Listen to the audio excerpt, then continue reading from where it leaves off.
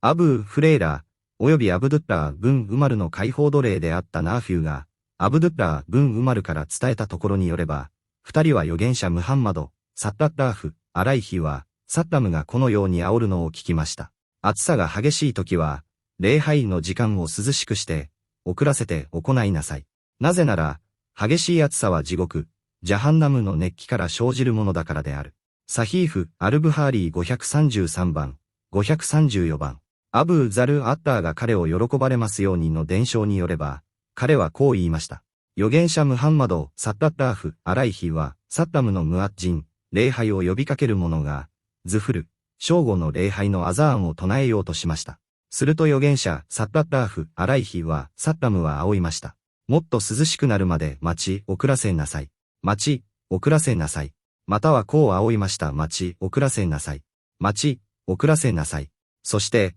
こう続けられました。激しい暑さは地獄の熱気から生じるものである。だから暑さが激しい時は、礼拝を涼しくして、遅らせて行いなさい。私たちは待つよう命じられ、その結果、私たちはついに、丘の影がはっきりと伸びるのを見るまでになりました。サヒーフ・アルブハーリー535番。アブー・サイード・アッターが彼を喜ばれますようにの伝承によれば、預言者ムハンマド、サッタッターフ・アライヒは、サッダムは次のように仰いました。ズフルの礼拝は、涼しくして、時間を遅らせて行いなさい。なぜなら、激しい暑さは地獄の熱気から生じるものだからである。この伝承は、アルアーマシュから、スフヤーン、ヤフヤー、アブー・アワーナによっても同様に伝えられています。サヒーフ・アルブハーリー503を箱。アブー・ザル・アルギハーリー、アッターが彼を喜ばれますようにの伝承によれば、彼はこう言いました。私たちはある旅の途中で、預言者ムハンマド、サッタッターフ、アライヒはサッダムと一緒にいました。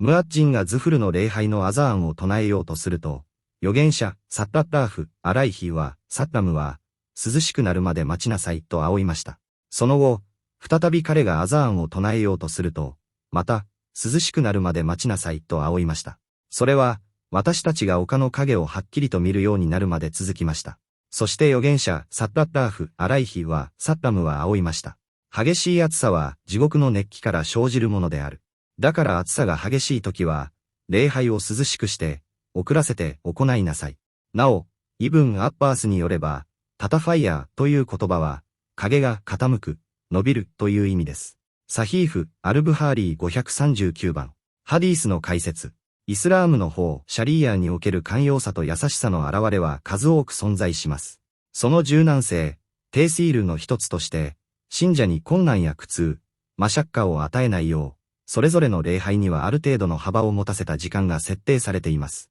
このハディースの中で、アブーザル・アルギハーリー、アッターが彼を喜ばれますようには、彼らが預言者ムハンマド、サッタッターフ、アライヒはサッダムと旅、サファルをしていた時のことを伝えています。ムアッジンがズフル、正午の礼拝のアザーンを唱えようとしたところ、預言者、サッタッターフ、アライヒは、サッダムは、周囲の空気が涼しくなり、暑さが和らぐまでアザーンを遅らせるよう命じられました。そのためムアッジンは一度席に座り、しばらくして再びアザーンを唱えようとしましたが、預言者、サッタッターフ、アライヒは、サッダムは再び、涼しくなるまで待ち、遅らせなさいと仰いました。そしてついに、時間が遅くなったことで、高い丘の影、フィアーがはっきりと現れるのを見るまでになりました。その後、預言者サッタッターフ、アライヒは、サッダムはこう仰いました。激しい暑さは地獄、ジャハンナムの熱気と吹き出しによるものである。だから暑さが激しい時は、礼拝を涼しくして、遅らせて行いなさい。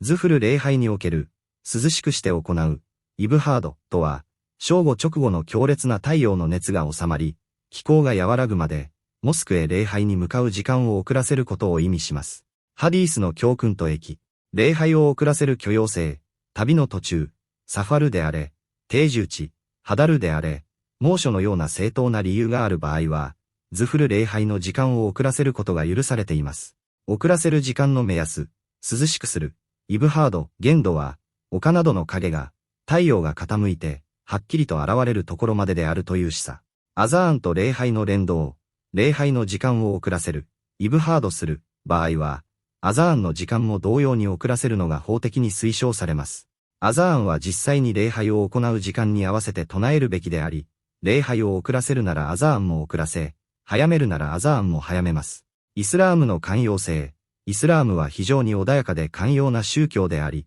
人々の苦労や負担を常に考慮してくれる宗教です。